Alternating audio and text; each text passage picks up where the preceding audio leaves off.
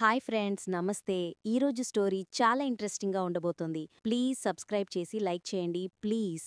ఇంకా స్టోరీలోకి వెళ్తే, ఆనంది హైమావతికి కాళ్ళు నొక్కుతూ తన చిన్ననాటి జ్ఞాపకాలు గుర్తు చేస్తుంది. అట్ల దగ్గరైన బంధం ఇన్నేళ్లకైనా విడిపోలేదు. పెద్దమ్మగారి కోసం వంట చేసినా, పెద్దమ్మగారికి నిద్ర పట్టకపోతే పాట పాడినా, పెద్దమ్మగారికి పానం మంచిగా లేకుంటే శివయ్య జాగారం చేసినా, అట్లనే జడ్జితాత గురించి మీ అందరి గురించి మీరు నాకు చేసిన మేలుకి నేను రుణం తీర్చుకునే ప్రయత్నం చిన్నప్పటి సంధి చేస్తూనే ఉన్నా అని ఆనంది హైమావతి జ్యోతితో చెప్తుంది. ఇంకా అక్కడే ఆనంది మాటలు వింటూ ఉన్న ఆదిత్య, కుట్టి తన కుటుంబానికి తల్లిదండ్రులకి దూరంగా ఉండాలి అనుకునే మనిషైతే ఈ ఇంటిని వదిలేసి ఎప్పుడో వెళ్ళిపోయి ఉండొచ్చు కదా. ఎంత ద్వేషించినా ఎందుకు భరించింది? అంత చెప్పుకోలేని పరిస్థితి ఏమయ్యుంటుంది? చెప్పలేకపోతుందా, లేదా చెప్పినా నమ్మరు అనుకుంటుందా? అసలు ఆనంది మనసులో ఏముందో నాకర్థం కావడంలేదు అని ఆదిత్య అనుకుంటాడు. పెద్దమ్మగారు, ఈలోపు మీరు పాలు కాగండి, నేను మళ్ళా వస్తా అని ఆనంద్ అక్కడ్నుంచి వెళ్ళిపోతుంది. అత్తయ్యగారు, పాలు తాగండి అని జ్యోతి అంటుంది హైమావతితో.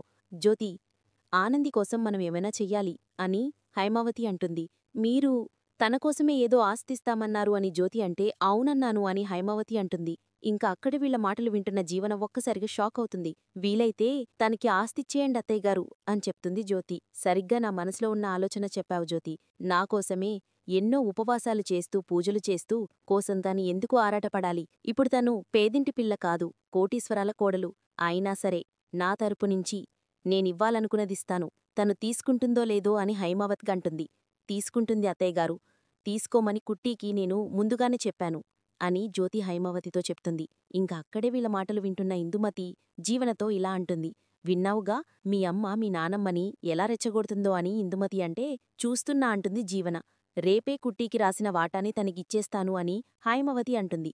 ఇప్పుడు నన్ను ఏం చేయమంటావు అని జీవన అంటుంది. రా చెప్తాను అంటుంది ఇందుమతి.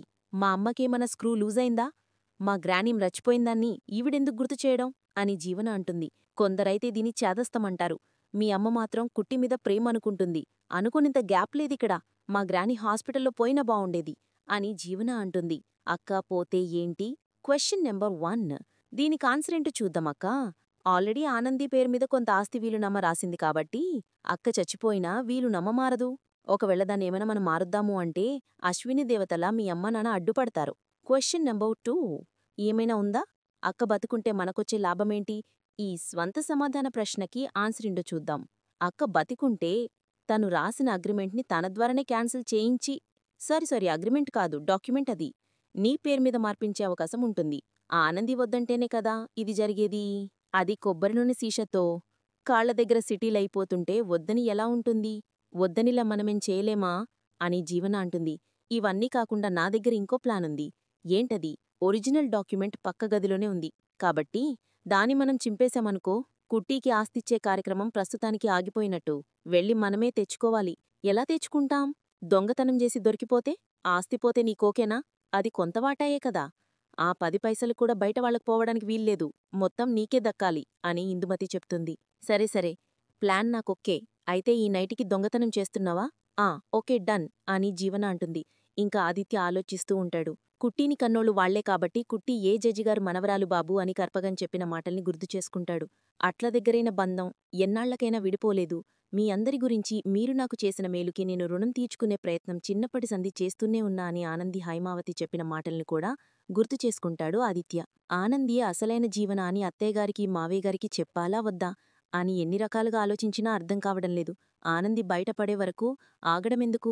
ఇప్పుడీ వెళ్ళి నిజం చెప్పేస్తాను, లేదా ఆనందితోనే చెప్పిస్తాను అని ఆదిత్య అనుకుంటాడు. ఇంక సూర్య జ్యోతి మాట్లాడుకుంటూ ఉంటారు. జ్యోతికి థాంక్స్ చెప్పాలి. జ్యోతి, అమ్మ విషయంలో నేను తీసుకున్న బాధ్యత తనూ తీసుకున్నందుకు అని సూర్య చెప్తాడు. అత్తయ్యగారు, ఒక్క విషయంలోనా? చాలా విషయాల్లో కుట్టి బాధ్యత తీసుకుందండి. పెద్ద బాధ్యత ఏంటంటే మన జీవనని మన దగ్గరకు చేర్చడమే అని జ్యోతి అంటుంది. ఇంక అక్కడికొచ్చిన ఆదిత్య, వీరి మాటలు విని ఇప్పుడది అబద్ధమని చెప్పడానికి వచ్చాను అని ఆదిత్య అనుకుంటాడు. జ్యోతి, నేనొక మాటడుగుతాను, సమాధానం చెప్తావా? ఏంటండి అది? ఒకవేళ కుట్టి పొరపాటుపడి లేదా ఇంకా ఏదన్నా పొరపాటు జరిగి కుట్టి తీసుకొచ్చిన జీవన మన జీవన కాదని తెలిస్తే నువ్వేం చేస్తావు అని సూర్య జ్యోతిని అడుగుతాడు. ఇదేంటి, నేను చెప్పాలనుకుని వచ్చాను, సరిగ్గా మావయ్యగారు అత్తయ్యగారిని అదే ప్రశ్న అడిగారు. ఇప్పుడు అత్తయ్యగారు ఏం చెప్తారు వినాలి అని ఆదిత్య అనుకుంటాడు. చెప్పు జ్యోతి అని సూర్య అడిగితే, నేను బ్రతకనండి. నా జీవన కాదని తెలిస్తే నేను బ్రతకను. శ్రీతన్ని కొడుకుగానే చూశాను. కాని జీవనని ప్రాణంగా చూసుకున్నాను. అయినా మీకీ అనుమానమెందుకొచ్చింది? అని జ్యోతి అడుగుతుంది. ఏంలేదు జ్యోతి, అప్పుడప్పుడు కోపంలో నువ్వంటూ ఉంటావు కదా, జీవన మన కూతురే, కాని మన బుద్ధులు రాలేదు అని. అందుకే అలా అన్నాను. తను ఎలా ఉన్నా నా కూతురే. నన్నంటే ప్రాణమిచ్చే కుట్టి ఆరు ప్రాణాన్ని తీసుకొచ్చింది. ఎక్కడ నాకు దూరమైపోతుందో ఏమో అనుకున్నా. నా కూతుర్ని మళ్ళీ మనిషిగా మార్చి మన దగ్గరకు చేర్చింది. లేదంటే పెళ్లి చేసుకుని వెళ్ళిపోయిన తర్వాత జీవన ప్రవర్తన చూసి మన కూతురు మనకి దూరమైపోతుందేమోనని భయమేసింది. ఆ భయాన్ని కుట్టి పోగొట్టింది. మళ్ళీ జన్మంటూ ఉంటే కుట్టిని కూడా నా కూతురుగా పుట్టించమని ఆ దేవుణ్ణి వేడుకుంటాను అని జ్యోతి అంటుంది. ఆదిత్య, ఈ జన్మలోనే ఆనంది మీ కడుపున పుట్టింది అత్తయ్యగారు. కాని తాను నిజం దాచి జీవనగా వేరే ఒక అమ్మాయిని తీసుకొచ్చింది. ఆ నిజాన్ని ఎందుకు చెప్పడం లేదో తెలియటంలేదు. నేను నిజం చెప్పాలనుకున్నా, కాని ఇప్పుడు మిమ్మల్ని చూస్తే అనిపిస్తుంది, నిజం చెప్తే మీకేమవుతుందో, మీరేమైపోతారో అని. ఏం చెయ్యాలో నాకసలా అర్థం కావడంలేదు అని ఆదిత్య అనుకుంటాడు. ఇంకా సింహాద్రి ఋషి రూపంగా 2 చేతులు పెట్టుకుని, రేయ్, సిగ్గుపడితే పనికాదురా సీనుగా. నువ్వే ధైర్యంగా లోనికిపోయి ఆడదాని మనసు గెలవాలంటే ధైర్యం ఉండాలి.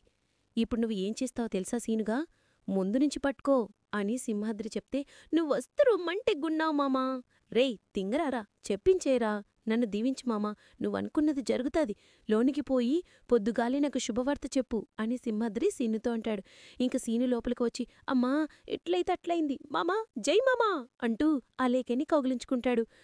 నా మీద నీకు మనసయిందని నువ్వు నన్ను కౌగిలించుకున్నప్పుడే నాకు ఎరుకైంది. అందుకే నా ప్రేమని కూడా నీకు లెక్కనని చెప్పాలనుకున్నా అని సీను ఇంకా చిరాకు పడుతూ, ఏయ్ నన్ను ముందు వదులు అని అలేఖ్య అంటుంటుంది. నేనైతే నేను ముంగడ్నుంచే పట్టుకోవాలనుకున్నాను, కాని ధైర్యం సరిపోక ఈ వెనకాల నుంచి పట్టుకున్నాను అని సీను చెప్తుంటే, వదులు రా, వదులుతావా లేదా అని అలేఖ్య అంటూ ఉంటుంది. నాకు సమజైంది చిలకమ్మ, ముంగట్నుంచి పట్టుకోలేదని నీకు కోపం వచ్చింది కదా, ఇప్పుడు చూడు ముంగట్నుంచి పట్టుకుంటా అని నవ్వుతాడు సీను. అమ్మా చచ్చారా దేవుడా అని సీను అంటాడు. ఇంకోసారి నా ఒంటి మీద చేయి వేశావంటే కాళ్లతో కాదు కర్రతో కొడతా అని అలేఖ్య అంటుంది. అవ్వా అనుకుంటూ నొప్పితే అల్లాడుతూ ఉంటాడు ఆదిత్య. అనుకుని వీణ్ణి పట్టుకున్నాను, వీడు తని అడ్వాంటేజ్గా తీసుకొని నన్ను పట్టుకున్నాడు ఛ అని అలేఖ్య అనుకుంటుంది. ఇంకా ఆదిత్య, ఏంటానంది, ఏం చేస్తున్నావు అని అడుగుతాడు. ఏదో పాత జ్ఞాపకంలేండి, పెట్టెలు దొరికింది అని ఆనంది చెప్తుంది. ఇది నన్ను ఒకసారి చూడనివ్వు అంటాడు ఆదిత్య. ఏదో పాత డ్రాయింగ్ అండి అని ఆనంది అంటే, డ్రాయింగ్ అయితేముంది, నేను చూడకూడదా ఏంటి అని ఆదిత్య అంటే, అలాగని ఏం లేదండి, అయితే చూడండి అని ఆనంది చూపిస్తుంది. ఇంకా ఆదిత్య డ్రాయింగ్ చూసి, వెరీ నైస్, నువ్వు, మీ చోతమ్మ, మీ సూర్యబాబు చాలా అందమైన డ్రాయింగ్ అని అంటాడు ఆదిత్య. అవునా ఆదిత్యగారు అంటుంది. నీ దగ్గర ఈ టాలెంట్ కూడా ఉందని ఇప్పుడే తెలిసిందానంది. ఇంకా ఏమున్నాయి ఆనంది జ్ఞాపకాలు అని ఆదిత్య అడుగుతాడు. ఒకటా రెండా తో చాలా జ్ఞాపకాలున్నాయి అని ఆనంది అంటుంది. ఇంకా ఆదిత్య ఆనంది మాటలు గమనించి, ఏమన్నావ్ అని అడుగుతాడు. అదే జ్యోతమ్మ, సూరిబాబుతో చాలా జ్ఞాపకాలున్నాయని చెప్తున్నాను అని ఆనంది చెప్తుంది. ఈరోజు నువ్వు మాట మార్చినా ఏదో ఒకరోజు నిజం చెప్పాల్సిందే ఆనంది. ఆనంది, నిన్ను ఒక మాట అడగనా అని ఆదిత్య అంటే, అడగండి అంటుంది. జీవన మీ జ్యోతమ్మకి, సూర్యబాబుకి నువ్వంటే ఎందుకంత ఇష్టం అని ఆదిత్య అడుగుతాడు. అనాథని కదండి, మంచిదానినని అని ఆనంది అంటుంది. అసలైన కారణం చెప్పడం లేదు నువ్వు అని ఆదిత్య అంటాడు. ఏంటి ఆదిత్యగారు అది, నువ్వు ఎప్పుడూ అసలైన కారణం చెప్పకుండా కొన్ని నిజాలు దాస్తూ ఉంటావు. నేనేం నిజం దాచున్నానో? నువ్వంటే ఎందుకంత ప్రేమ తెలుసా?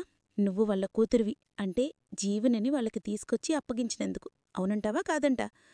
ఆదిత్యగారు, ఈ ఇంట్లో ఉన్నప్పుడు ఫోటోలో చూసేదని కదా ఆదిత్యగారు, అది చూసి కొన్ని గుర్తుపట్టి తనే జవన అని చెప్పునా అని ఆనంది చెప్తుంది.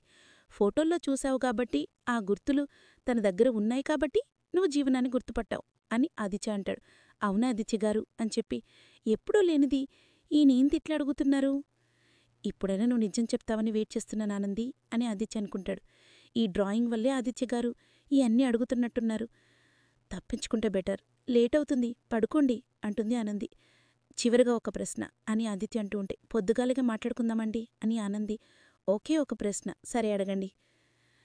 జీవన అసలైన జీవన కాకపోతే, ఈ జీవన ఇంకెవరైనా అమ్మాయి అయి ఉంటే, అసలైన జీవన ఇంకెక్కడైనా ఉండుంటే అని ఆదిత్య అడుగుతూ ఉంటే, ఏం మాట్లాడుతున్నారు ఆదిత్యగారు? ఈ జీవన కాకపోవటమేంది?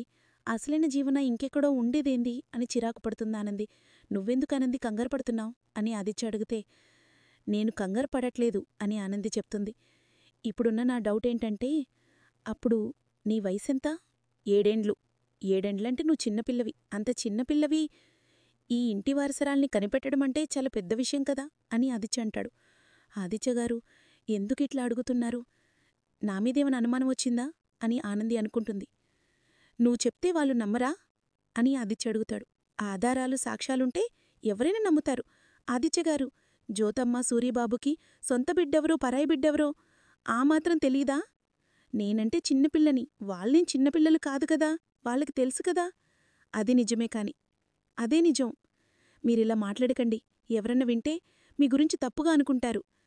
జీవనే ఇంటి వారసరాలు. ఎవరు వారసులు నాకు తెలుసు. ఆనంది, వచ్చి నీ బర్త్డేకి అందరికీ తెలుస్తుంది నువ్వెవరో వీళ్ళందరికీ. నీ పుట్టినరోజునాడు తెలిసేలా చేస్తాను అని ఆదిత్య అనుకుంటాడు. ఇంకా చైత్ర పడుకొని కళ్ళు కంటూ ఉంటుంది. ఇంకా పూరి, ఏమైంది? నీకేం కాలేదు పూరి. ఏం కాకపోతే అటు ఇటు ఎందుకు దొర్లుతున్నావు? నిద్ర పట్టలేదు అని పూరి సమాధానమిస్తుంది. అది ఎందుకని నేను అడుగుతున్నాను. హలో, నిన్నే అడిగేది. ఏం లేదు పూరి. వయసులో ఉన్న ఆడపిల్లలకి నిద్ర పట్టడం లేదు అంటే మనసులో ఆలోచనలు కుదురుగా లేవని అర్థం అని పూరి చెప్తుంది. పూరి అని, నేను నీ తల్లిని, నేను నీ కూతుర్ని, కాని ఆడపిల్లివిగా అనుమానిస్తున్నావా? జాగ్రత్త పడమంటున్నాను చైత్ర. ఇక్కడ నా జీవిత లక్ష్యమేంటో నాకు తెలుసు. నీమీద నమ్మకం లేక కాదు, నా భయాలేవో నాకుంటే కదా అని పూరి అంటే, నిజంగా నా విషయంలో భయంగా ఉందా? పూరి, ఆడపిల్ల తల్లికి భయముండదా అని పూరి అంటుంది.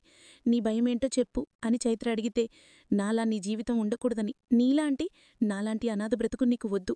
నువ్వు పెద్ద కుటుంబంలోకి కోడలుగా వెళ్లాలన్నది నా కోరిక. అక్కడ నీకు ఖరీదైన సౌకర్యాలు లేకపోయినా పిలుచుకోవడానికి నలుగురు బంధాలుండాలి, కలుపుకోవడానికి నలుగురు మనుషులుండాలి. ఇప్పుడవెందుకు పడుకో అంటుంది పూర్ణిమ చైత్రతో. ఇంకా తర్వాత హైమవతి ఇలా అంటుంది. ఎవరికి ఏం అర్థమైందో నాకు తెలీదు కాని నేను చెప్పేదంతా వినండి. నాకు పెళ్ళైన తర్వాత మా అమ్మ నాన్న పసుపు కుంకుమ మాన్యాల కింద నాకు కొంత ఆస్తి రాసిచ్చారు. నా భర్త ప్రాణాలు కాపాడిన పుట్టికి నా సొంత ఆస్తిలో సగభాగం వాటా రాయాలని నేను నిర్ణయం తీసుకున్నాను అని హైమావతి చెప్తుంది. ఇంకా ఇందుమతి అడ్డుపడుతూ, అక్క, ఒక నిమిషం. రక్తం పంచుకు పుట్టిన వాళ్లకి ఆస్తుల వాటాలు, బయట వాళ్లకు కాదు అని ఇందుమతి అంటుంది. ఇంకా ఆదితికి కోపం వచ్చి, చూడండి, కన్నవాళ్ల ప్రస్తావన మీకెందుకండి? నా భార్యకి నేనున్నాను, నా కుటుంబం ఒకటుంది అని చెప్తాడు. మరిన్ని అప్డేట్స్ కోసం ప్లీజ్ సబ్స్క్రైబ్ చేయండి. Thanks for watching. Bye friends.